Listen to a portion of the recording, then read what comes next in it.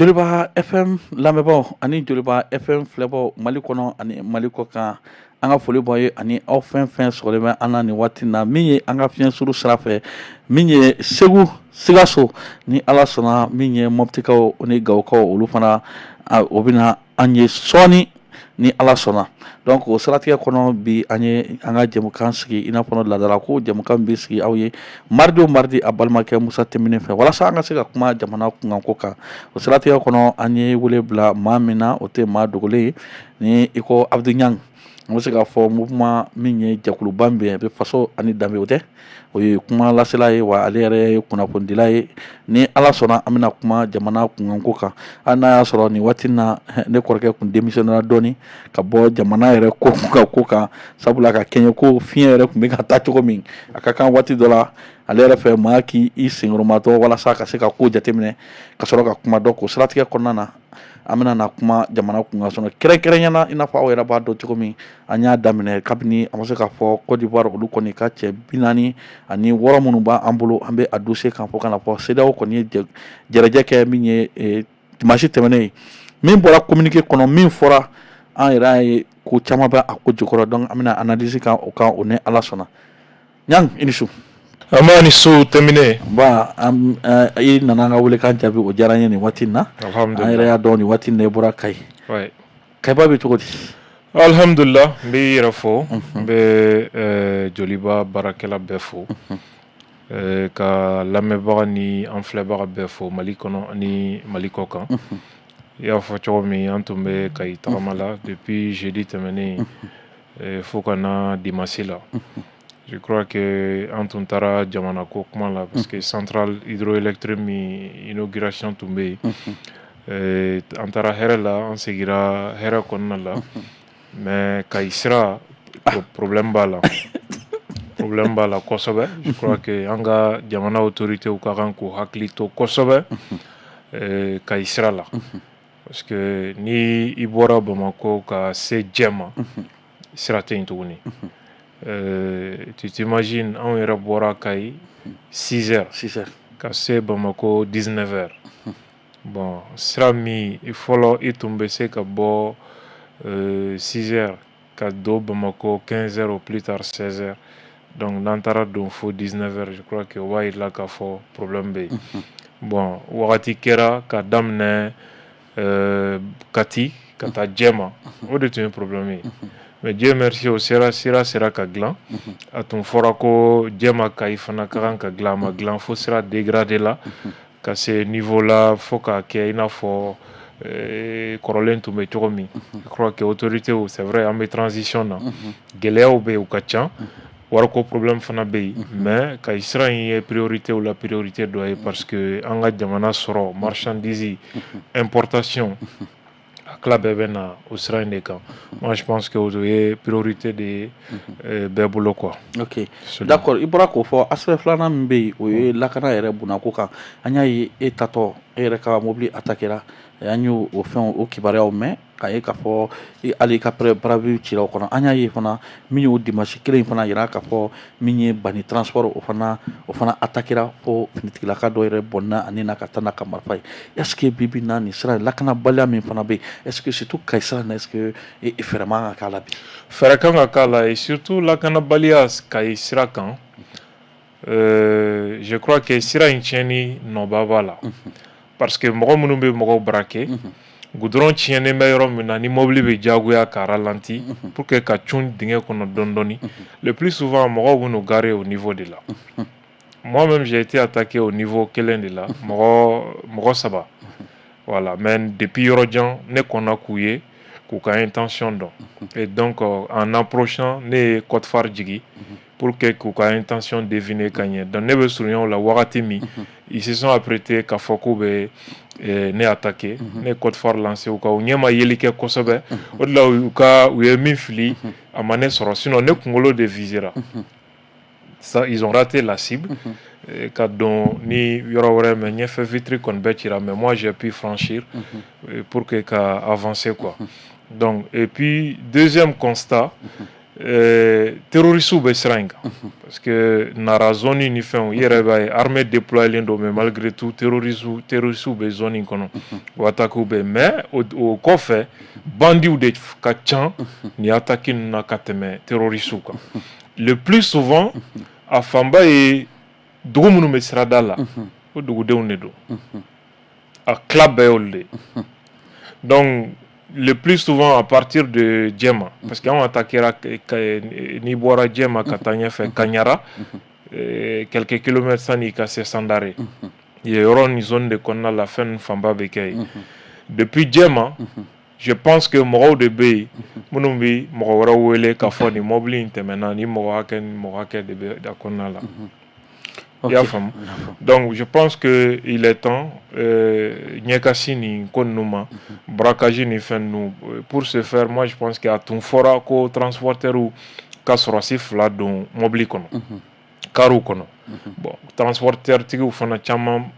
salialembo la a wariko kama parce que wa kelen ne kon bolo wa fla sorasif la ne konta donc ko ya dama problème min be se ka geleya. Je pense que ni transporteur ou ma famu eta kanga ke wajibi alna privé le billet kan mo ninka kisi. Je crois que ça c'est le plus important. OK, c'est le plus important. Ibora ka fo sino be awnya ale sina ka franya ma franchi de segu yo anda ndi sekandi ka be puye kelengele aw yɛrɛ ka ordinateur bɛ ŋanya fɛ hali sini an ma ordinateur kura sɔrɔ fɔlɔ an bɛ ka dugawu k'ale bi ala ka bɛɛ kisi ni ɲɔgɔnna ma n'a m'i sɔrɔ dɔrɔn a m'i sɔrɔ donc o siratigɛ kɔnɔ ɲanga an bɛ don min na ale bi o ye min ye an y'a ye CEDEAO sabula an y'a fɔ Ivoiriyɛnw ka cɛ 46 minnu bɛ yan an y'a ye gouvernement taara tribune des Nations Unies la premier ministre y'a yira k'a fɔ CEDEAO da don kun t'o la Nations Unies yɛrɛ da don kun t'o la parce que nin ye jamana fila ka ko ye wa jamana fila de bɛ a ko ɲɛnabɔ an y'a ye CEDEAO kun ye mission haut niveau dɔ bila ka na olu kun nana min ye Gambie président ni Ghana président ye ni fort yɛrɛ ka négociateur n'a sɔrɔ Macky Sall ale kɔni i yɛrɛ bɔ a la nin waati in na an y'a ye semo kɔni kɛra dimanche an ye kunkan fɔlɔ min mɛn min ye Sir Daniel ale y'a yira k'a fɔ ko min ye délai ko dira ko yanni janvier kalo ko an ka cɛ 46 min bɛ yan ko CEDEAO ko k'o libéré n'o tɛ ko bɛ an ɲangi n'i m'a fili e ni ne delila ka jɛmu kɛ nin kan i y'a yira k'a fɔ ni CEDEAO ye fɛɛrɛ kɛ ko bɛ nin ɲangi c'est à dire an ɲangi nin waati in na u bɛ na puissance wɛrɛ di min ye an ka fanga in ma c'est à dire hali peut-être soutien min yɛrɛ kun tɛn'o kɔ mais an y'a ye communiqué final kɔnɔ min fana bɛ taa fɔ o kɔnɔ o ni min tuutira o tɛ kelen analyse jumɛn de bɛ se ka kɛ nin ko ninnu na est-ce que nin kun ye texte de ye ko ye min fɔ presse ma ka se ka mɔgɔ ka intention dɔn a ko kan ka sɔrɔ ka communiqué final rédigé ka sɔrɔ ka ko wɛrɛ bila a kɔnɔ. Je crois que a fila bɛɛ ye tiɲɛ ye sommet bannen CEDEAO commission président n'o ye Omar Touré ye je crois que Gambien don ale de ye déclaration kɛ kunnafonidilaw ye n'o ye presse ye ka yira k'a fɔ ko ultimatum dira Mali autorités ma Côte d'Ivoire sɔrɔsi 46 ka libéré sanni le 1er janvier cɛ médias occidentaux ko diplomate dɔw fana ɲiningara kɛrɛfɛ olu y'a yira k'a fɔ ko ni sɔrɔsi ninnu ma libéré avant le 1er janvier ko sanction dɔw bɛ ta ka ɲɛsin Mali ma bon journalistes ye o de relayer donc ça veut dire que Serge Daniel n'u ye kuma minnu fɔ o ma galon tigɛ parce que CEDEAO commission président de y'a fɔ journalistes ye mais dans le communiqué final n'u ye sommet kɛ u bɛ décision sɛbɛn o kɔnɔna la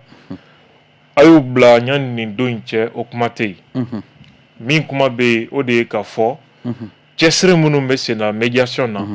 pour que sɔrɔsi ninnu bɛ bila CEDEAO ko a b'olu effort ninnu encourager u bɛ foli kɛ o la u b'a ɲini laɲini min kɛra Mali autorité fɛ k'o ka sɔrɔsi ninnu libéré ko Mali autorités ka o laɲini jaabi ni jaabi ɲuman ye ka sɔrɔsi ninnu libéré je crois que a sɛbɛnna ni sɛbɛn cogo in de la o kuma ani commission président ye min fɔ a kumaw bɛ tali kɛ ɲɔgɔn na hali n'a y'a sɔrɔ menace tɛ nin kɔnɔna la parce que nin fɔra diplomatiquement donc i b'a faamuya dɔrɔn k'a fɔ déclaration min kɛra devant la presse u nana ye k'a fɔ diplomatiquement o tɛ ko ɲɛnabɔ cogo ye il faut toujours parce que Mali autorités bɛna penser i n'a fɔ menace de taara k'u sɛgɛrɛ et donc surtout Fransi médiaw y'a yira k'a fɔ ko diplomate dɔ fana y'a f'u ye ko Togo président ka kan ka na Bamako pour que kana a diyagoya ka exiger ko ka Côte d'Ivoire sɔrɔsi ninnu ko ka u libérer donc or CEDEAO ye o tentative min kɛ septembre la u ye sommet min kɛ New York o kɔnɔna la o kɛra échec ye parce que Mali autorités y'a yira k'a fɔ u tɛ céder ni menace ye ni bagabagali don olu tɛna kɛ donc peut-être au kama communiqué final y'a essayé commission président ye déclaration min kɛ ka ji dɔɔni kɛ o ɲamakuji la pour que ka taa ni diplomatie sira ye hali bi sinon en réalité ŋaniya min b'u la o de ye ka gɛlɛya ta ka Mali sɛgɛrɛ janvier kalo nata surtout les médias occidentaux lui a précisé k'u ka diplomate dɔw ko ni mɔgɔ ninnu ma libéré il y aura des sanctions contre le Mali. Mais est-ce que des sanctions contre le Mali ni waati na n'o taara ni sira fana ye ka to déjà an y'a ye communiqué kɔnɔ o bɛ ka yira k'a fɔ effort minnu bɛ yen ko k'o poursuit walasa Mali fana ka se ka soutien minnu bɛ ka yira k'a fɔ k'u ka mɔgɔ ninnu labila k'u k'olu fana lamɛn mais ni waati na ni nin ko fana kɛra est-ce que contradiction tɛ yen mais an yɛrɛ ka autorité yɔrɔ an bɛ se k'an sigi ni mun ye parce que an y'a ye déjà premier ministre y'a fɔ tribune na k'a fɔ n'u y'u sen don a la a bɛ na ni gɛlɛya wɛrɛ an bɛ se k'an sigi ni mun ye. C'est-à-dire diplomatie la jamanaw ni ɲɔgɔn cɛ kuma tiɲɛ o bɛ tabali duguma de min bɛ tabali sanfɛ o ye min dabɔlen bɛ e ni ne ka min faamu o de bɛ tabali sanfɛ donc nin kuma ninnu bɛɛ ye déclaration de mais kuma tiɲɛ bɛ duguma mais je crois que n'a y'a sɔrɔ menace ko ni fɛn ninnu don Mali autorités ye u fɛla fɔ la déjà k'a fɔ u b'a ɲini jamanaw fɛ minnu b'a fɛ k'u da don nin ko in na u k'a kɛ Mali bonyani kan u k'a kɛ Mali autorités danbe bonyani kan n'a y'a sɔrɔ u ŋaniya ye problème ɲɛnabɔli ye n'u bɔra o kɔnɔ ka taa don papali kumaw kɔnɔ ani fɛn wɛrɛw et donc Mali autorités tɛna sɔn mɔgɔ si ka marcher olu kan Mali autorités ye nin fɔ déjà de façon très claire. Le problème c'est quoi? Et pourquoi jusqu'à présent CEDEAO kɛmɛ k'i ɲɛ ci sɔrɔsi ninnu na cogo kan Mali kɔnɔ a fɔra ko MINUSMA min ka mɔgɔw dɔ o y'a yira k'ale ka mɔgɔw tɛ note verbale de kɛra n'o ye papier MINUSMA k'a di Mali autorité ma ko Côte d'Ivoire autorité ye min fɔ c'est pas vrai éléments nationaux de soutien tɛ MINUSMA ka mɔgɔw tɛ u ma na MINUSMA ka juru la olu ma b'u na kuma kalama. Et donc quand des soldats jamana force spéciale sɔrɔsiw bɛ na débarquer i ka jamana kɔnɔ ni guerre kɛminɛnw ye k'u nana mɔgɔ min juru la o k'ale t'a kalama k'a kɛ papier ye k'a di i ka gouvernement ma ONU mago tɛ o manquement la mɔgɔ minnu bɛ k'a fɔ k'u bɛ kuma olu si mago t'o manquement na CEDEAO mago ma ye u ka communiqué kɔnɔ o yɔrɔ la n'a y'a sɔrɔ CEDEAO ka démarche tun ye bɛn ni dilanni sira ye CEDEAO tun kan ka yira Côte d'Ivoire la fɔlɔ aw ye nin min kɛ ɲuman tɛ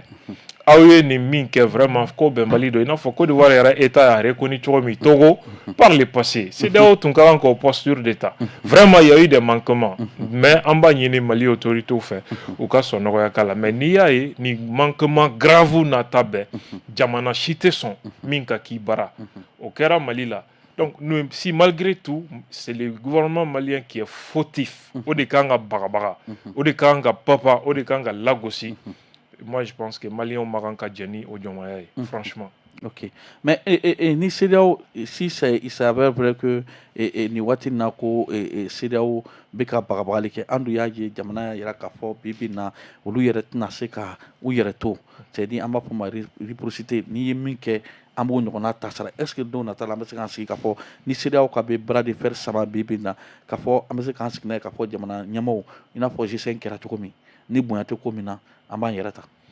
Non, je pense que mɔgɔ dɔw de bɛ fɛ ka Mali ɲɔnkiri u ka laɲini kama ni o ye Faransi ye ka ko fɔ u tɔgɔ la bon o faransi sinsinnen bɛ instrument sugu bɛɛ kan. G5 Sahel, CEDEAO, Union africaine, UEMOA, etc. Donc je crois que o kɛlɛ de talen bɛ ka ɲɛsin anw ka jamana ma. Ko wɛrɛw de bɛ nin bɛɛ kɔfɛ ka lamaga. Ça n'a rien à voir avec l'agenda africain. Faransi de bɛ ka nin bɛɛ lamaga en réalité. Donc ni u taara don CEDEAO kan k'u su k'u bila ko wɛrɛ la, je suis sûr et certain que a bɛ na ni situation ye comme n delila k'a fɔ i ka plateau kan yan cogo min, u bɛ na force di transition autorité ma u tun tɛ se ka force min sɔrɔ n'o tun y'u to ye parce que ni gɛlɛya façon n'a ɲɔgɔnna bɛ maliyɛnw condamné union de la. n y'a f'i ye n ko Thomas Sankara bɛ Musa Traoré kɛlɛ wagati min Musa mangoyalenba tun don. Musa ka fanga ni Beni yɛrɛ tun cɛ man jan. Mais maliyɛnw ye bloc kɛ derrière lui parce que kɛlɛ bɔra kɔ kan ka don Mali kan jamais o tɛ se ka Musa labila kɔkanmɔgɔw ye. Et surtout peuple africain bɛɛ n'i taara média minnu ye ni information in di sur la CEDEAO, a jamanaw bɛɛ CEDEAO jamana bɛɛ kumakɛlaw a journaux ani réseau kan bɛɛ de bɛ k'a yira ko CEDEAO ye Faransi jɔn de ye. Vive les autorités maliennes, etc. Et donc ça va mettre en difficulté les chefs d'État de la CEDEAO. Ça va nous en difficulté parce que où la population nous vomit kata fait, et puis avec Mali autorité ou quoi de renforcer Afrique continent qu'on est là. Je crois que ce serait une publicité de plus et gratuite pour la transition quoi. Ok, ni y'o jateminɛ kɛ Abdou ale bi an y'a ye ONG ko ninnu fana bɛ sen na. An y'a ye nin waati na gafe bɔra ka yira k'a fɔ Faransi y'a yira k'a fɔ olu kɔni ka aide o y'a suspend. Donc Mali fana y'a yira k'a fɔ bon n'o de don n'a y'a ma ɲɛ dɛmɛ suspendé don, mais bɛɛ dun b'a kalama autorités tilala k'a fɔ aide au développement ni suspendé don depuis décembre kalo, mais an y'a ye février plutôt, mais an y'a ye nin waati na hali bi o bɛ ka taa. Le problème est que olu fana tilala k'a fɔ ni ONG ninnu bɛɛ ka suspend bi mi fɛn fɛn financé bɛ français fɛ. Donc caman y'a yira k'a fɔ Faransi ye méthode dɔ de ta puisque o b'a dɔn ko a suspend mais n'o ye nin kɛ Mali autorité bɛ réagir. Donc est-ce que an bɛ se k'a sigi n'a ye k'a fɔ don nataw la gɛlɛya bɛ se ka kɛ a ko kan? C'est-à-dire min ye balinako ye nin ko kɔnɔna la, Faransi ye dɛmɛ tigɛ Mali la depuis comment dirais-je, depuis février. Donc n'a fɔra ko novembre kalo de kɔnɔ u ye communiqué kɛ ka annoncer k'u y'u ka dɛmɛ tigɛ an na. Ça se comprend parce que a y'a sɔrɔ wulikajɔw daminɛnen don Mali autorité nɔfɛ ko gɛlɛya bɛ yen gɛlɛya bɛ yen. Donc an ka nin annoncer ka dɔ fara mankutu tiɲɛ kan. O tɛ balinako ye parce que Faransi taabolo dɔnnen bɛ diɲɛ bɛɛ fɛ. Min ye balinako ye mɔgɔ minnu yɛrɛ tun b'o ONG ka baara la n'o dɛmɛ tigɛlen don olu fana k'u ma kun depuis février dɛmɛ tigɛra olu ma kuma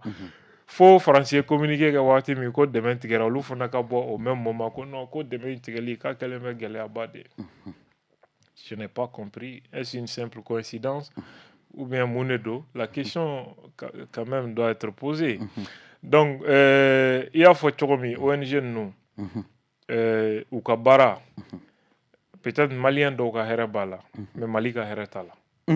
Jamana ka hɛrɛ t'a la. ONG ninnu ye an ka jamanaw détruit bagaw de ye. ONG ninnu bɛ baara fɛn o fɛn na u ka produit ninnu fura ni fɛn ninnu testeli an ka jamanadenw na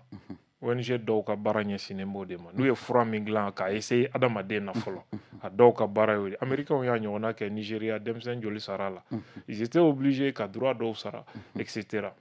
ONG ninnu dɔw ka baara ye jumɛn ye terroristes dɛmɛni parce que u bɛ opérer zone na gouvernement yɛrɛ tɛ zone minnu na. Gouvernement yɛrɛ y'a fɔ olu t'u ka hali financement contrôler.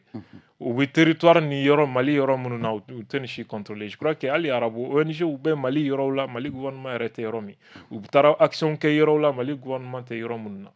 Fɛn min bɔr'o la conséquence la bɛɛ b'o kalama. Bon o ka bɔ yen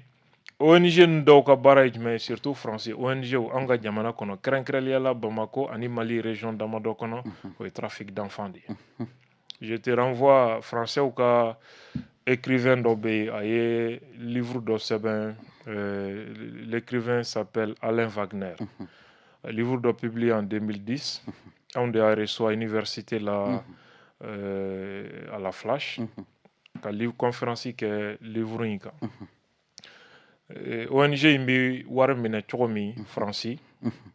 volontaire la ka na Mali kɔnɔ ka denmisɛnninw ta ka t'u feere Faransi Europe ani Amérique continent kɔnɔna la o denmisɛnnin kelen ninnu bɛ feere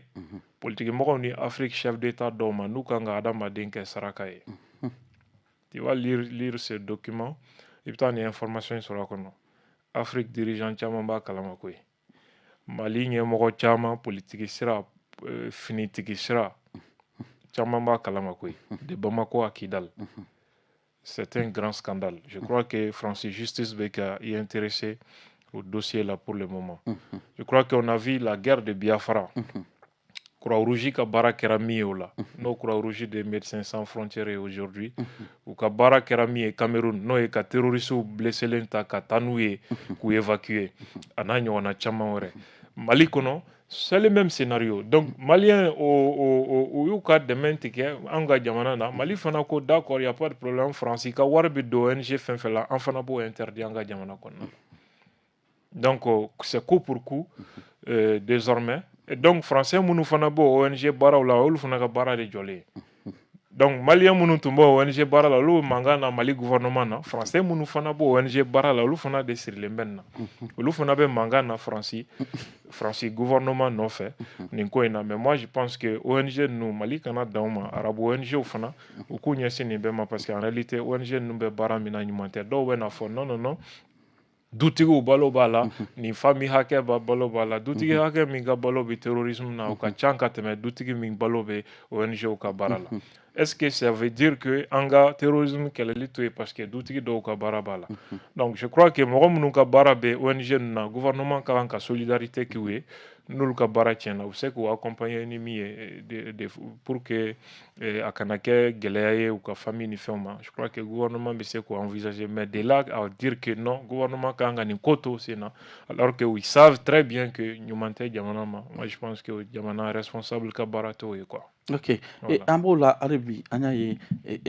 Mali ta kɔfɛ Burkina fana ye RFI suspend est-ce que an bɛ se k'a fɔ bi Burkina fana bɛ dynamique min kɔnɔ dynamique kura min fana bɛ ka Mali pan en boîte nin waati in na. I tɛ se ka terrorisme in kɛlɛ abada tant que i ma fɛɛrɛ ɲini médiaw ani wajulikɛlaw la n b'o fɔ ka taa ka segin i tɛ se ka terrorisme in kɛlɛ i ka jamana kɔnɔ n'i ma kɛnɛma médiaw ani wajulikɛlaw n'i ma fɛɛrɛ ɲini u la olu de ye a tasuma wulibagaw ye médiaw de bɛ a don maaw kunna ko à chaque fois médiaw ni ONG ka baara ye mun ye dadigi bɛ kɛla Mali armée la wagati min est-ce qu'il y a rapport ko kuma mɛn ko droit de l'homme Mali sɔrɔsi 100 ni joli fagara tile kelen Aguelhok Bulkesi Mali sɔrɔsi joli fagara Indelimène Mali sɔrɔsi joli fagara sɔgɔmada kelen plus de 100 Nampala kan attaqué ko 2 min kɛra Mondoro kan Djoura kan cili min kɛra sɔrɔsi joli taara lahara est-ce qu'il y a rapport ko kuma mɛn nin fɛn ninnu na ko violation des droits de l'homme crime de guerre crime contre l'humanité eh ben pourquoi mais à chaque fois que ni armée wulila ka dimi doli ninnu da la i bɛ médiaw de wulilen k'a fɔ ko siya dɔw de bɛ ka faga u bɛ kuma ka ban i tɛ preuve mɛn journaliste min bɛ ka kuma ale bɛ Paris wala a bɛ Bamako il n'a jamais été à Moura il n'a jamais été à Tenenkou il n'a jamais été même à Sévaré a dɔw ni Mali cɛ même par exemple n bɛ Farabugu ni Moura situation David Baché de ye a situation kɛ a ka ca san kelen David Baché sen ma don Mali kɔnɔ k'i to Paris ka téléphone ci ko mɔgɔ dɔw kumana a banna o mɔgɔ min kumana o tigi tɔgɔ tɛ fɔ a jamu tɛ fɔ ko anonymat k'a tigi ko k'a tɔgɔ kana fɔ a jamu kana fɔ donc ils se permettent ka armée charger ko armée bɛ ka siya dɔw de faga FIDH ka rapport laban min bɔra FIDH ka bolofara Mali kɔnɔ o ye AMDH de tu as vu pour que k'a jira ko Mali armée bɛ ka yala ka fulaw de fa Moura nin kɛra u taara nin mɔgɔ hakɛ fa u ye mɔgɔw kɛ tan etc bon AMDH ko vraiment cette fois-ci c'est trop AMDH k'olu tɛ enquête ko kalama depuis ɲinɛ san jɔra 2022 ko FIDH ma enquête kelen kɛ Mali kɔnɔ une seule enquête a ma deli ka kɛ olu yɛrɛ min ye FIDH bolofara ye Mali kɔnɔ olu t'a dɔn nin ko kɛra cogo di parce que olu mun ye FIDH ka mission min nana Mali la ɲinɛ o taara ministre de la défense sécurité ani Bamako procureur de ɲininka dossier bɛ niveau min na u nana Bamako u ma bɔ Bamako da fɛ u ye avion ta u segira ka taa Europe a banna olu de taara nin rapport sɛbɛn donc c'est pourquoi l'AMDH Mokhtar Mariko s'est désolidarisé ka bɔ nin fɛn na ko nkalon kuma don mais i b'a dɔn nin rapport in dilanna cogo min AMDH baarakɛla dɔ de bɛ yen u y'o de sama ka bɔ AMDH kɔnɔ contrat b'a ni AMDH cɛ mais u taara n'a ye Paris ka taa contrat kura de signer n'a ye à Paris nin baara kama et donc ka sɔrɔ ka a kɛ consultant ye min sigilen don Abidjan ka sɔrɔ k'a ka denbaya muso n'a denw bɛɛ cɛ ka bɔ Mali la ka t'olu sigi Abidjan ka sɔrɔ k'ale bila ka nin kumaw fɔ ko armée bɛ ka fulaw de fa donc rapport publié la o y'a sɔrɔ a n'a ka denbaya bɛɛ bɔra yan Katika don a wolowolo kɔrɔkɛ ye Mali sɔrɔsi ye a wolowolo dɔgɔkɛ ye Mali sɔrɔsi ye e ma dɔn nin dusukasi bɛ mɔgɔninfin fa o de ye nin baara cɛjugu kɛ donc l'AMDH était obligé de se désolidariser parce que u t'a kalama de quoi il s'agit pourquoi u bɛ nin fɛn sugu kɛ ka financement don a la c'est pour que ka terroristes ka kɛlɛ ka barika don a la a bɛ armée bɛ discréditer ka jamana siya dɔ énervé ka bila armée la donc mɔgɔw ka taa fara terroristes kan ko an siya bɛ ka kɛlɛ donc n'o kɛra kɛlɛ bɛ ɲagami voilà le problème les médias occidentaux olu b'o baara kelen de fana na c'est pourquoi chaque fois ni terroristes bɛ difficulté la médias ni ONG de bɛ wuli pour que ka kɛlɛ ta sisan front c'est-à-dire a dama front médias ni ONG n'u y'a dama kɛlɛbolo de bataillon de do quoi min ka jugu ka tɛmɛ marifatigi kan dusukasi ye mun ye Mali médias bɛ min y a pas de journalistes au Mali c'est déshonorable pour la presse malienne personne au Mali n'est capable d'apporter la réponse contradictoire sur ce qui se passe fɛn bɛ ka kɛ an yɛrɛ ka jamana kɔnɔ mais voilà ne yɛrɛ tun bɛ k'o fɔ ɲang est-ce que bi gouvernement fana man ka ɲini k'a fɛɛrɛ kɛ ka se ka dayɛlɛ Mali média parce que i b'a ye tuma caman hali interview sur les théâtres a ka ca Ala fɛ médias occidentaux olu ka taa ka tɛmɛ Mali parce que n t'a dɔn min de don est-ce que yan gouvernement fana man ka politique de dayɛlɛ sisan n'a ma ɲɛ ko k'o kɛra bataille de communication ye da ka yɛlɛ ka mɔgɔw wele ceux qui sont partants ka taa ni hali n'a kɛra média dɔ ye ka taa n'o ye terrain kan o ka se ka taa une semaine ɲɔgɔnna kɛ ni armée ye sur des patrouilles i n'a fɔ ORTM tun y'a daminɛ waati dɔ la mais an y'a ye jɔra pas l'ORTM seulement mais hali média privé mɔgɔ dɔ ka bila plateau la ka taa hali n'a kɛra une semaine 2 semaines ka taa théâtre des opérations na ka k'o lajɛ ka sɔrɔ ka na a kuma fɔ est-ce que nin waati nin fana ma se an fɛ yan nin waati in na mais je crois que c'est Mali journalistes de ka kan ka wuli k'u jɔ o baara la l'article 22 de la Constitution est très clair la défense de la patrie est un devoir faso défendre ye devoir de sɔrɔsi bɛ faso défendre ni marifa de commerçant bɛ faso défendre n'a ka nafolo de sɛnɛkɛla bi faso défendre n'a ka dabakala de école maître bi faso défendre n'a ka dɔnniya de mais journaliste bɛ faso défendre ni bigi ni a ka micro de mais nous on est à Bamako tout ce qui intéresse les journalistes maliens tɛnbinɛ sira yɔrɔ jumɛn ye tɛnbinɛ ni politicien jumɛn bɛ ɲɔgɔn bolo bi Choguel nana wa Choguel taara wa Assimi bɛ ben wa a ka fanga bɛ ben wa opposition majorité cadre mɔgɔw M5 etc on ne sait même pas ce qui se passe à Ségou ce qui se passe à Mopti Douentza etc plus forte raison et puis tellement que complexe donna baara in na mɔgɔ dɔw ɲɛna ko tubabu média ninnu ka fisa n'an ye u bɛ fɛn dɔn n'an ye compétence b'u la n'an ye alors que foyi différence tɛ an n'u cɛ c'est quoi moyen n'u k'u bɛ na Mali la billet d'avion hôtel sɔngɔ a b'u bolo réseau b'u bolo Mali kɔnɔ c'est-à-dire que terroristes ni rebelles cɛ la ils ont des réseaux u bɛ se ka taa Kidal u bɛ se ka taa Menaka parce que tiɲɛnikɛlaw cɛ la ils ont des carnets d'adresse ni o tɛ e bolo ni e wulila k'i hasarder ka taa terrain kan c'est un problème Je pense qu'effectivement, DIRPA l'a toujours dit, l'armée malienne l'a toujours dit, mɔgɔ minnu bɛ fɛ ka information vérifier en toute indépendance u dayɛlɛlen bɛ mɔgɔw ye pour que ka taga fɛn kɛ partout où c'est possible d'aller. Donc je crois que ko caman bɛ sen na o ko nɔfɛ. Moi j'ai fait de mon mieux se min bɛ n ye ka dan o la. Je continue ka n ka baara kɛ mais moi je pense que mɔgɔ kelen ka baara tɛ, c'est la presse nationale min ka kan ka impliquer nin ko in na. Mais il y a un autre problème. Gouvernement de transition sigili ni bi cɛ maison de la presse kelen bɛ den kɛrɛfɛ de y'u bolo. U bɛ ka baara kɛ ni vidéomaniw de ye qui ne sont pas des journalistes. En réalité, certes, vidéomaniw jɔyɔrɔ bɛ yen fanga in dɛmɛni na u jɔyɔrɔ bɛ yen u jɔyɔrɔ ka bon mais ce ne sont pas des journalistes. Et donc ni jamana y'a yira k'a fɔ journaliste professionnels tɛ an ka ko ye mɔgɔ bɛ jamana kɔnɔ min ka fisa ni olu ye. Je pense que il faut pas quand même avoir trop de reproches quoi à faire, mais moi je pense que quoi qu'il en soit, le patriotisme doit l'emporter quoi. Ok, mais Abidjan, jusqu'à présent sur la question sécuritaire, on a le Watina avec la que surtout Gaouni fin, que sécurité peut dégrader, surtout zone de 3 frontières là, il y a qu'à faire groupe flyer avec nous affronter un territoire pour contrôler. Mais les zones là sans faire de me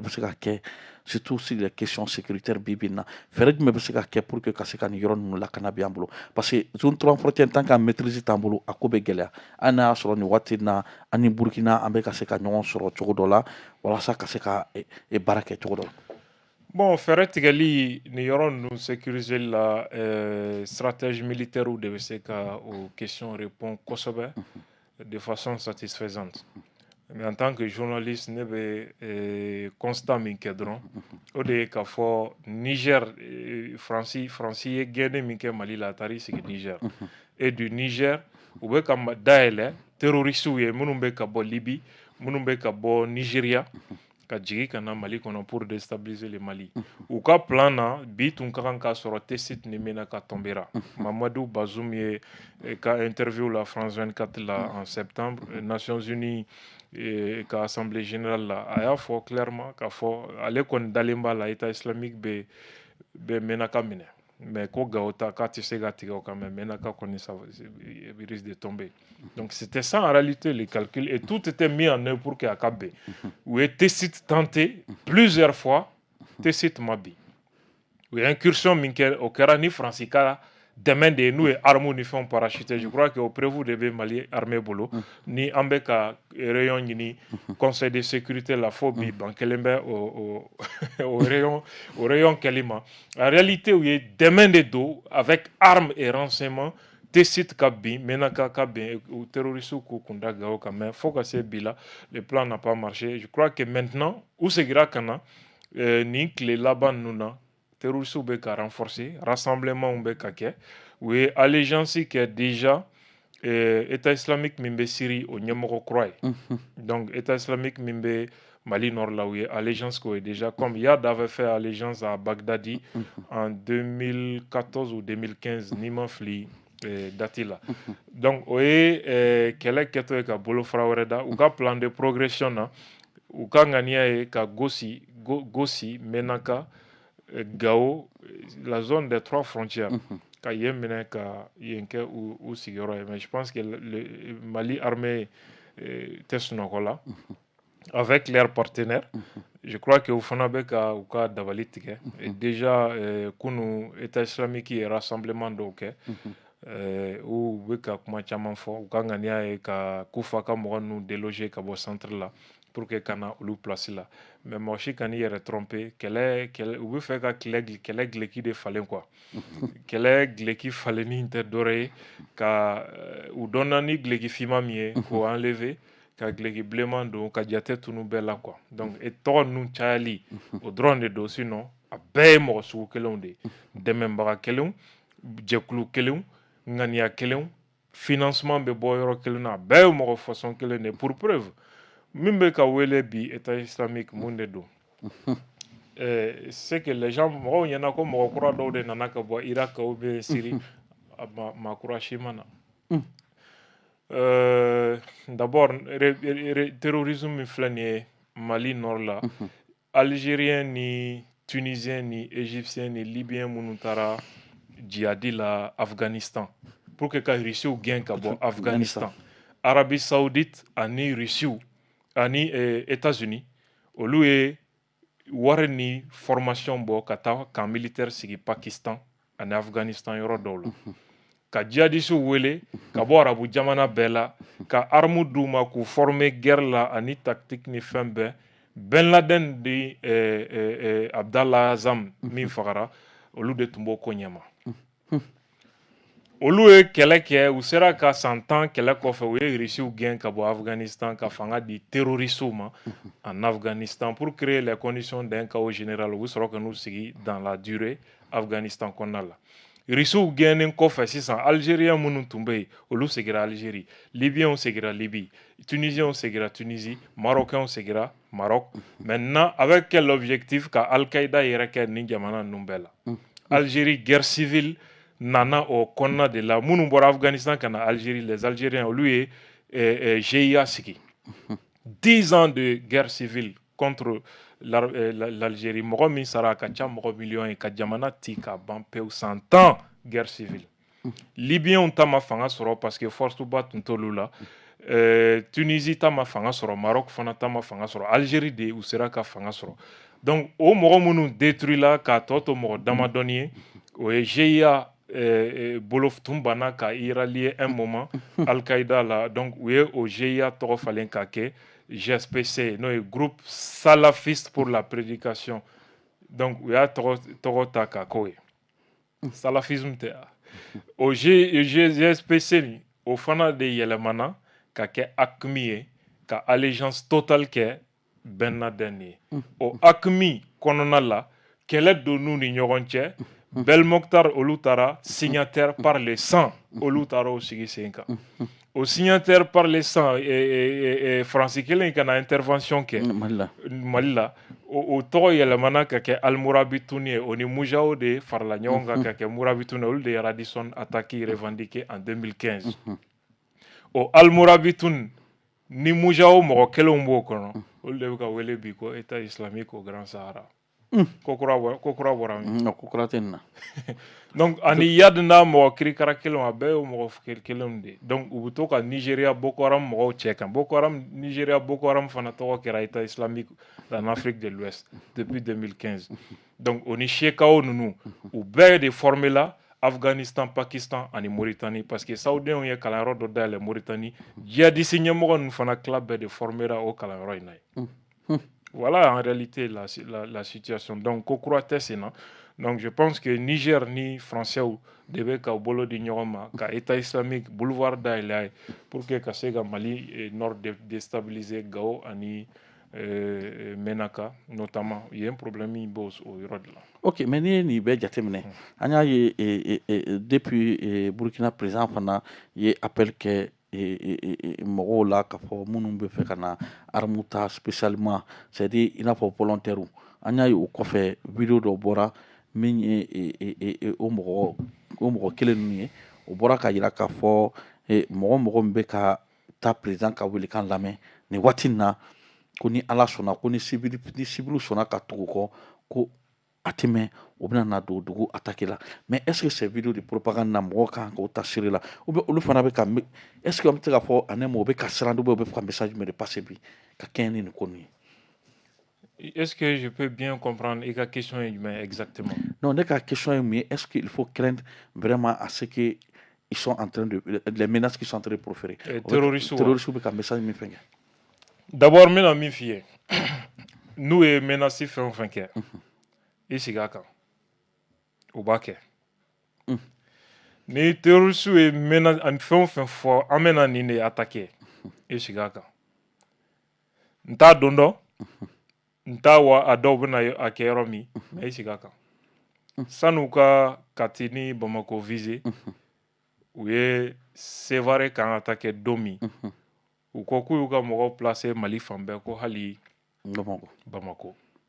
k'an k'an sigi a kan un mois après mɔgɔw ɲinɛna u ye Kolokani viser ka Ɲɔnɔ viser ka Douentza viser ka Mali yɔrɔ 6 sɔgɔmada kelen u y'o de gosi ani koro o dugujɛ u ye Kati gosi ka Bamako armée de l'air ka yɔrɔ visé mais o kɛra échec u bolo Kati attaque kɔfɛ u ye vidéo de revendication wɛrɛ kɛ k'a yira k'a fɔ ko an k'an sigi a kan k'u bɛna Bamako de lamaga sisan o kɔfɛ 1 mois ou quelques après u ye vidéo de propagande dɔ bila yɛrɛfagaso min donna mobili kɔnɔ ka n'a explosé Kati kanda la u y'a tigi bɔ a préparé tɔ la a bɛ ka seli a bɛ ka fɛnw kɛ nigérien de don et donc ka sɔrɔ ka vidéo in kuncɛ ni Abdoulaye Diop ka kuma dɔ ye a bɛ k'a fɔ ko population farala sɔrɔsiw kan ka terroristes traquer Kati kɔnɔna la u y'o kuma répété 3 fois c'est un message donc n'u ye menace min kɛ n t'a dɔn don min don u bɛna yɔrɔ kelen min viser mais i sigi a kan u tɛ menace fu kɛ ça doit être pris au sérieux donc il faut de la vigilance ka hakiliw kɔkɔ o kɔrɔ tɛ population ka céder panique ye Burkina ta bɛ cogo min Mali ta bɛ o cogo la donc Burkina o Mali o on doit tous prendre au sérieux ni situation mais an y'a ye Imam ka kutuba la a bɛ k'a fɔ ko mɔgɔw k'u sigi ko ni ala kutaw kɛra ko kow bɛ caya ka na mais est ce que nin waati in na an tɛ se ka puisque ale tun ye démarche caman kɛ pour que Mali ni mɔgɔ ninnu ka se ka sigi ka ɲɔgɔn faamu est ce que an bɛ se k'a fɔ parce que à chaque fois qu'il lance un message an b'a ye parce que 2012 la nin kuma kelen de fɔra fo ka na jamana bi est ce que nin waati in na an bɛ se k'an sigi k'a fɔ nin fana ye message de ye k'a bɛ ka message ko de ci autorité ma est ce que ou bien fɛɛrɛ jumɛn de bɛ se ka kɛ pour que ka se ka i n'a fɔ a tun bɛ mission de beaux officiers la cogo min est-ce que o fɛn ninnu o activera e fɛ bɛ se ka nɔbɔ bi bon Imam ka kuma Mali kɔnɔ ni i kumana mɔgɔ kan ou bien mɔgɔ ka kuma dɔ kan ne yɛrɛ tɛ kuma mɔgɔ kan ne bɛ kuma i ka fɔta de kan fɔtaw ko de don mɔgɔw bɛ a ta de n'u m'a fɔ i b'a tigi contre la u b'a fɔ k'i y'a tigi dɔgɔya wala u b'a fɔ i y'a tigi nɛni i ye kuma min fɔ u t'o lajɛ yɛrɛ je crois que a bɛ kalo damadɔ bɔ Imam y'a fɔ a ka kutuba la ko fɛn min bɛ nale ale b'a kale ala la a setɔ don wa a tɛ fɔ ma kɔ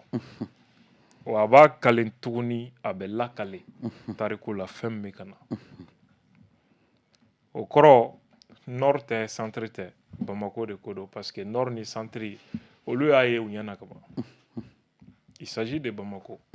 la question qu'est-ce qui arrive maa si t'a dɔn kuma fɔbaga kelen pewu de b'a dɔn parce que a m'a fɔ mɔgɔ si ye ale kɔni b'a dɔn ko kasara de bɛ ka na kasara min don jamana bɛ na a y'a ɲɛna de quoi s'agit-il donc n'i bɛ ɲɛ b'o kasara sugu natɔ la i ma fɛn fɔ ça veut dire que tu es complice parce que e b'a kalama en droit il peut se ka poursuivre pour non-assistance à personne en danger. Et là, ici, c'est le peuple qui est en danger. Quelqu'un est au courant, il ne le dit pas.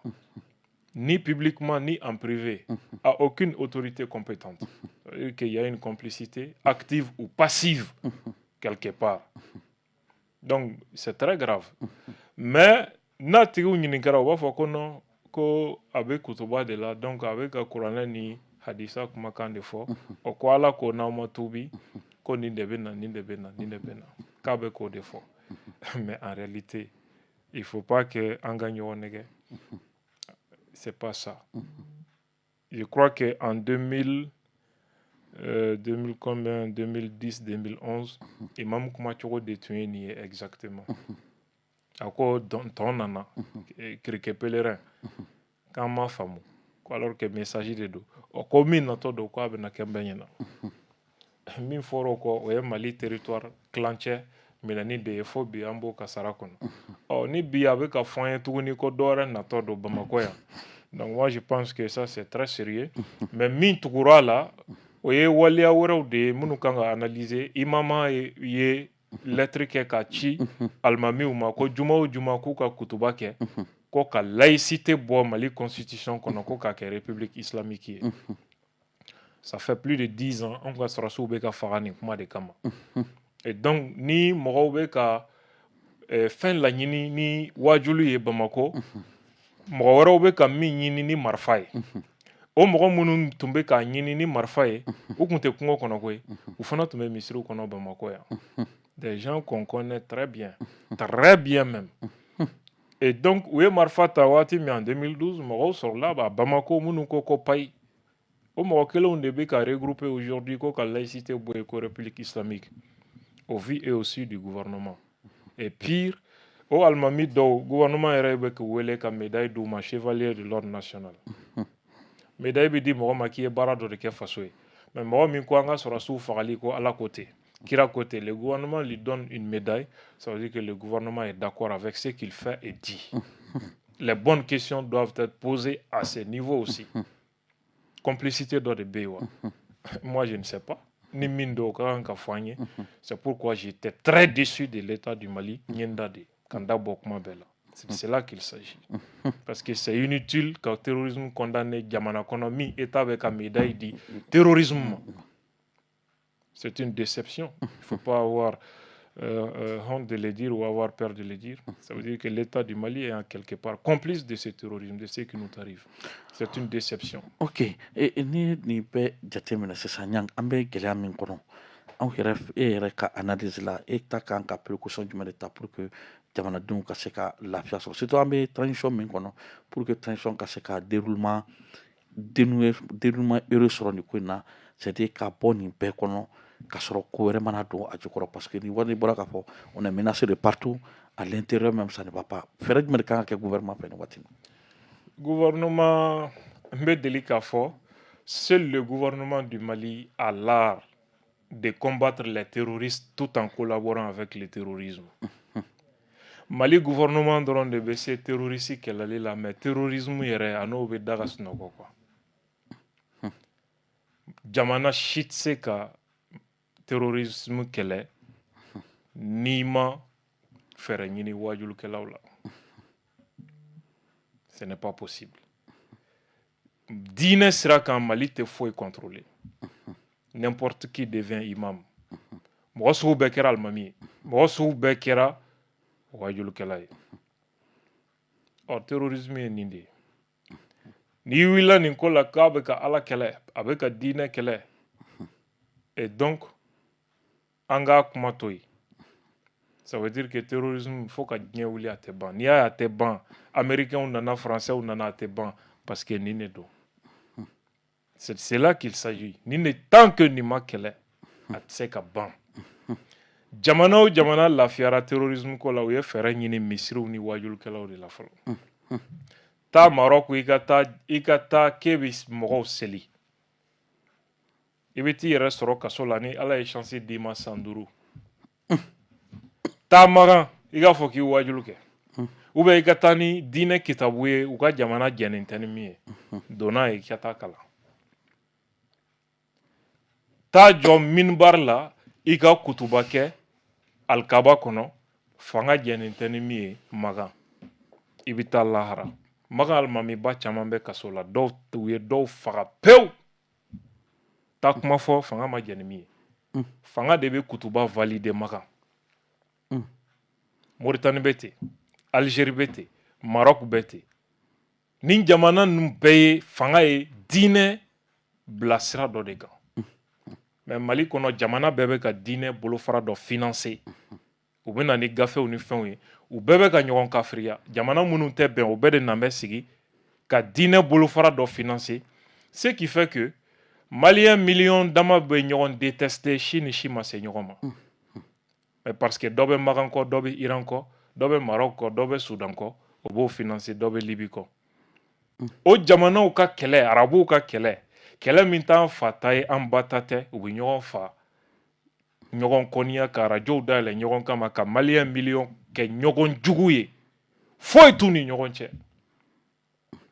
Gouvernement y'i sigi ka nin bɛɛ lajɛ, u ma foyi fɔ. Ka misiriw dayɛlɛ, ka mandarsaw dayɛlɛ, ka fɛnw dayɛlɛ, tout. Terrorisme ye mun ye n'o tɛ o kalandenw de filɛ nin ye ka marifa ci an na bi. Des gens qui sont connus. En réalité, c'est de cela qu'il s'agit. État ko u tɛ se k'u ɲɛsin nin de ma. Et donc, dans un pays où personne ne veut avoir de problème, le pays aura toujours des problèmes. Parce que personne ne veut avoir de problème. Surtout ceux qui sont aux affaires. Bébé fait qui ka fanganinke kata. Jamana ka toala. Donc, on en a habitué état menacé là. Mogo sugu bébé boit des gens qui ne sont rien. Au bois ka glegibanin do ka fugulan do ki joka jamana menacé. Ni Mali taïta est bien franchi. Kabe kake. L'État du Mali a fermé les yeux sur tout ça. Mais où sont les services spécialisés de l'État? La question doit être posée. État fin ni service spécialisé au Babolo. Ça, c'est pas possible. Dinamoro que les Tchorobéo. Que les Tchorobala. Et ils savent de quoi je parle. Mais dans un pays où personne ne veut avoir de problème, l'État aura toujours des problèmes. Ok. Grand-B. Bitani. Now the fair bakuruba de kan ni waati na an b'a lajɛ an bɛ nɛgɛjuru sira labila ni mɔgɔw bɛ minnu bɛ fɛ ka don walasa ka se ka u ka question poser sabula tellement baro jara waati yɛrɛ bolila kosɛbɛ nin waati in na an b'a lajɛ ni mɔgɔ bɛ da la i k'o tigi o tigi ka don nin waati in na nɛgɛjuru sira 65 65 50 50 n b'a fɔ i ma le 65 65 55 ko dɔ bɛ da la ɲangi i bɛ se k'i ka casque ta peut-être ka se ka question lamɛn casque filɛ nin allo allo allo Assalamualaikum. aleykum salam Tɛmɛni ça va? ouais ça va tɔgɔ ni jamu bɛ ka weleli kɛ ka bɔ min Ala kana fantan kalifa ɲɛmɔgɔ la suma in na. ouais Buba Kante. Buba Kante Lafiyabugu. mɔgɔ ka buba ni ala ka buba wa Lafiyabugu buba N'i ka invité fo kosɛbɛ. foli diyara ye Abdou Niass vraiment a kunkolo ka ɲi kosɛbɛ. Est ce que CEDEAO ka ko b'aw ka thème kɔnɔ wa? awɔ an ye CEDEAO ka kuma fɔ A komi ne y'a ta sisan bɔli tun bɛ ka balontan lajɛ. kosɛbɛ an ye CEDEAO ka kuma fɔ ne ko n ko n b'a ɲininka anw ka CEDEAO ka Ivoiriyɛnw ka sɔrɔdasi ninnu bɛ an ka justice de bolo. Justice état de droit bɛ CEDEAO jamana ninnu bɛɛ kan ni justice da bɛ ko min na mɔgɔ si t'i sen don o la mun na olu bɛna fɔ ko fo an ka ninnu bila est ce que o sariya bɛ CEDEAO bolo wa? mais CEDEAO ka président dɔw nana waati dɔ la n'o ye Ghana président ye ani Adama Barrow ni Togo ministre des affaires étrangères mun fɔra olu ye u ma rapport kɛ mɔgɔ mun kumakan mɛn foyi foyi donc o jate bɛ cogo di n'an sera k'o ɲɛfɔ a bɛ diya ye kosɛbɛ ok donc n'aw fo ka dugawu k'aw ye a kɛ to b'a la sara mɔgɔ merci Buba Kante o Lafiyabugu an b'i fo an b'a lajɛ an bɛ mɔgɔ kelen ta parce que waati sɛbɛkɔrɔ an bɛ kuma di ɲang ma a k'o jaabi waati kɔrɔ sɛbɛla b an k'a lajɛ waati yɛrɛ bɛ ka ta miniti 6 ɲɔgɔn de tora an bolo ni ma fili donc mɔgɔ wɛrɛ bɛ nɛgɛjuru sira la allo allo ani ce ouais ani ce ne fa tɔgɔ ni jamu bɛ ka weleli kɛ ka bɔ Georges Sara Sɛbɛnni ok sɛbɛnni kɔrɔ bisimila tiɲɛ yɛrɛ la ala ka dɛmɛ kɛ amin an bɛ mission na tiɲɛ yɛrɛ la halisa ɲɛ ko ala ka taabolo ɲuman halisa ala ka dɛmɛ kɛ a ka faso jɔko la amin surtout tɛmɛnen fana tiɲɛ yɛrɛ la tiɲɛ ka na ka tiɲɛ yɛrɛ la an bɛ ka ko caman kɛ yɛrɛ an ta ye ɲininkali tɛmɛ foli de don ok d'accord ala ka dɛmɛ kɛ vraiment amin yarabi a bɛ ka mun fɔ tan de don dɛ mɔgɔ caman bɛ jamana kungo fɔ ka sɔrɔ u tɛ taa yɔrɔ la u sigilen Bamakɔ yan nɔ u bɛ ka anw la tromper cogoya dɔ la ka apparence tromper wajilu ni ko caman na an jamanaden dama bɛ funteni ɲɔgɔn na ka sɔrɔ an tɛ fo u bɛ an tɛ sɔn ok ne ka nɛgɛjuru sira ma bɛ an ka lajɛ n'an ye mɔgɔ kelen sɔrɔ an ma komi ɲininkali kelen de kɛra an ka lajɛ ni mɔgɔ kelen bɛ da la o bila o ka don allo allo salamaleykum aleykum salam ne fa tɔgɔ ni jamu i bɛ ka weleli kɛ ka bɔ min Lafiyabugu Adama Tarawele ok bisimila n bɛ tɔgɔma fɔ kosɛbɛ Abdou Niang a bɛ n dɔn n bɛ fɛ k'a ɲininka i ma kuma min fɔ sisan ko imam kuba mun kɛ donc ne fɛ k'a ɲininka yala kuba in kɛra wagati jumɛn ye komi an ma kuma mɛn quoi voilà o de ye n ka ɲininkali ye ok merci beaucoup be an tɛ nɛgɛjuru sira jɔ ta an ka kuma di ɲang ma a ka nin fila jaabi sabula waati banna ka ban ou bien mɔgɔ kelen bɛ yen tuguni de bon an k'o ta sa allo allo an tɛ sa ouais an cɛ Adama Traoré do Ah, teliya ka fɛ ko wagati sera. Ok, Adama Traoré bisimila. An bɛ Abdou Niang fo a ka walawalali la. Kosɛbɛ. An bɛna imam ka côté la. Ko imam ko min de nana. Abdou Niang ale ka en tant qu'un simple citoyen. A tɛ ka jamana ka sara ta. Ale ye nin question bɛɛ poser a yɛrɛ kun k'a dɔn ko min bɛ na mais autorité dɔw de b'an kunna o. Est ce que nin hali ni imam ma taa da gosi parce que u b'a fɔ ko non ko a taara ko a ma reçoit. Autorité ye question jumɛn poser mun de bɛ ka na an ka jamana ma. Olu fana sigi pour simple figurant ɲɛmɔgɔya tɛ simple figurant ye dɛ ko ɲɛmɔgɔya ko gouverner c'est prévoir 2012 Niang y'a fɔ ko 2010 ko ni kutuba ninnu ɲɔgɔn tun bɛ ka kɛ ka ko dɔ lana ko bɛ ka kɛ ko terrorisme wulila kɔrɔ fɛ mais bi bi in na a ye nin prévenir kɛ ne hakili la n'a y'a to a kɔnɔ ko nalen a fɔ ko ne tun y'a dɔn nin min na jamana bɛ se k'a nɔ minɛ mais déjà a y'a fɔ publiquement autorité y'a mɛn k'a b'a fɛ ka min fɔ jamana kɔnɔdenw fana y'a ye k'a b'a fɛ ka min fɔ mais munna olu ma se ka wuli ka gɛrɛ a la ka taa ɲininka e ɲɛ bɛ mun na mun bɛ ka na jamana in ma n'a bɛ se ka min fɔ an ye a bɛ se k'o fɔ sinon k'a to i kɔnɔ i ma kuma a ka tiɲɛ o de ye kɔnɔnajuguya ye mais dès qu'il y'a fɔ i kan ka ɲininka de mun de la i ye nin fɔ. Ok, d'accord. Ok, merci beaucoup. Abdou Niang. Oui, mɔgɔ fɔlɔ min ye question posé Côte d'Ivoire sɔrɔsi ninnu ka ko kunna ko ale bolo dossier bɛ justice bolo kan déjà pourquoi CEDEAO b'a fɔ u bɛ pression kɛ an ka autorités kan c'est vrai bon CEDEAO bɛ Ouattara ka pression de bɛ CEDEAO kan ani Faransi bɛ ka Ouattara dɛmɛ pression kɛ CEDEAO kan nin ko in na ani ONU parce que ko tiɲɛni de don u bɛɛ tun bɛ min janfa kɔnɔna la. Bon, ni bɛn kɛra justice ko kuma bɛ bɔ yen a bɛ na politique niveau de la depuis ko in daminɛ n y'a f'i ye n ko raison d'état o de bɛ yen ni bɛn kɛra la ninnu bɛ libéré k'a sɔrɔ hali juge t'a kalama donc a bɛ n'a fɔ terroristes libéré la cogo min k'a sɔrɔ juge t'a kalama Daniel Tessogue kun ɲɛna ko principe bɛ jamana kɔnɔ ale ka waati ale y'a kɛ mankan ye ka dɛsɛ mais ale ɲinɛna raison d'état kɔ min ka girin ni justice ye bon dɔ fana donna bon Georges Sɛbɛnni kɔrɔ k'a ta ye foli ye an ka foliba yɛrɛ ye Adama Traoré Lafiyabugu ko imam ye kutuba in kɛ wagati jumɛn kutuba in kɛra a bɛ kalo damadɔ bɔ mais munna n segira ka na a kuma ma nin wagati in na jamana yɛrɛ bɛ ka lenbelanba nin waati laban na a yɛrɛ ka communication mɔgɔw de ye kutuba in actualiser page min y'a actualiser nin dɔgɔkun fila laban in kɔnɔ a ka ca page 30 ye minnu suilen don u y'a actualiser ka kɛɲɛ ni jamana situation insécurité attaques bɛ fan bɛɛ etc donc u ye kutuba in actualiser de a yɛrɛ ka mɔgɔ minnu lakodɔnnen bɛ ko y'a ka communication kɛbagaw ye olu y'a actualiser ça veut dire c'est un message en réalité donc depuis a fɔ hali n'a tun ma actualiser kuma in fɔra kalo damadɔ de ye mɔgɔ ma kan ka ɲinɛ nin kuma kɔ parce que kuma fɔbaga tɛ maa denni ye a dɔnnen bɛ mɔgɔ min don quoi et donc pourquoi État ma réagi imam ka nin ko in na c'est toujours la même situation Mali kɔnɔ ni hali ni i ye vagabond de ye i ye bandit de ye